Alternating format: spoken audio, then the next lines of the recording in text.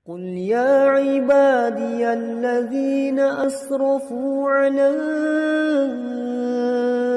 أنفسهم لا تقنطوا من رحمة الله. Bagaimana tentang sekelompok pemuda yang tadinya dia pernah terjerumus berbuat dosa, kemudian bertobat. Nah sekarang mereka membentuk panitia kajian, Allahul Musta'an.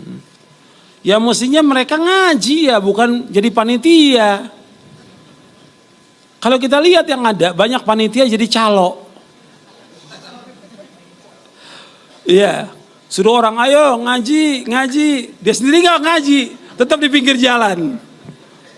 Ya kayak calo di terminal itu, ayo ke Solo, ke Surabaya, dia nggak naik. Orang udah sampai Surabaya, balik lagi dia masih di terminal. Calo namanya itu. Nah sekarang banyak panitia kajian, dia jadi panitia aja, dia nggak ngambil, dia sibuk. Tromo jalankan, sibuk apa lagi dia? Ngurus segala macam, makanan, ini itu, nggak pernah dapat ilmu. Terus suaminya suruh ngatur parkir, gitu. Akhirnya dia nggak dapat ilmu.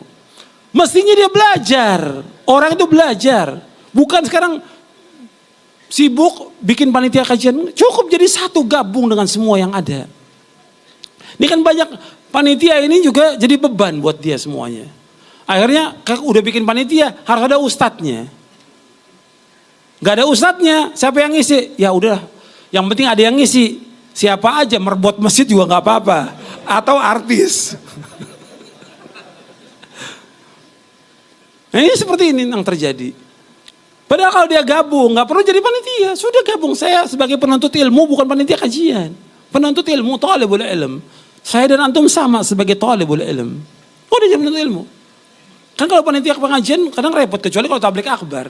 Emang repot, karena besar. Kalau pengajian itu kadang-kadang semuanya ikut ingin jadi panitia. Akhirnya nggak dapat apa-apa dia. Ya dianya, suaminya, nggak dapat manfaat. Jadi bagi orang-orang yang baru taubat itu, yang terbaik bagi dia ngaji. Bukan bikin majelis taklim, bukan. Semuanya harus kembali. Saya juga ingatkan kepada majelis taklim, gak mesti semuanya harus ada. Kalau udah berdekatan, bubar aja, gabung jadi satu. Nanti antum ditanya oleh Allah, majelis taklim ini amanah, Allah akan tanya pada hari kiamat nanti. Ketika antum isinya gak benar, ustadznya gak benar, antum tanggung jawab berat. Karena antum ikut andil untuk menjauhkan manusia dari Allah atau menyesatkan manusia. Kita nggak tahu. Makanya hati-hati. Sebaiknya kita gabung dengan yang sudah jelas manhajnya, Quran wa sunnah ala fahmi salaf, gabung. Jadi justru kalau ada yang seperti ini diajak mereka. Antum nggak usah di panitia pengajian, gabung aja, antum ngaji deh sudah. Sudah banyak panitia pengajian. Sampai mereka bingung cari ustadz. Kalau sudah bingung cari ustadz, ya seperti yang tadi saya sebutkan. Ya udah merbot masjid. Imam masjid, yang penting asal ada yang ngisi.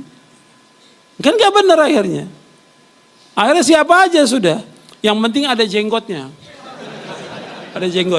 meskipun dari jamaah tabligh, dari orang-orang yang sesat, dari firqah-firqah yang sesat, yang penting ada jenggotnya, nggak isbal. Udah suruh ceramah, akhirnya ceramahnya ngawur kesana kemari. Akhirnya yang sesat siapa? Mad'u, semua yang ada sesat. Apa enggak dosa tuh panitia pengajian? Dosa dia membuat orang sesat. Karena dipanggil menurut kata orang sih, dia salap kata orang.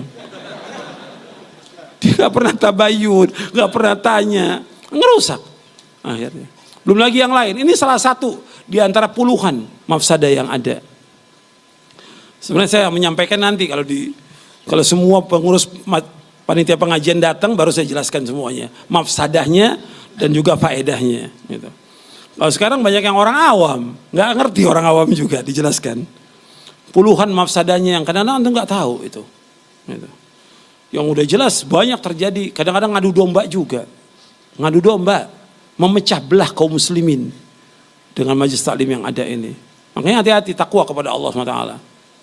Niatnya untuk apa? Makanya saya ingatkan, kembali deh, semuanya kembali. Coba ngurus lagi deh, kembali kepada dia. Ada yang pengurus pengajian, suaminya ahlul bid'ah. Pengurus pengajian, anaknya pemusik. Pengurus pengajian, dia juga banyak berbuat dosa. Kalau begitu buat apa? Lebih bagus dia ngaji dan ngaji nuntut ilmu. Itu sudah. Jadi gak beban buat dia dunia maupun akhirat.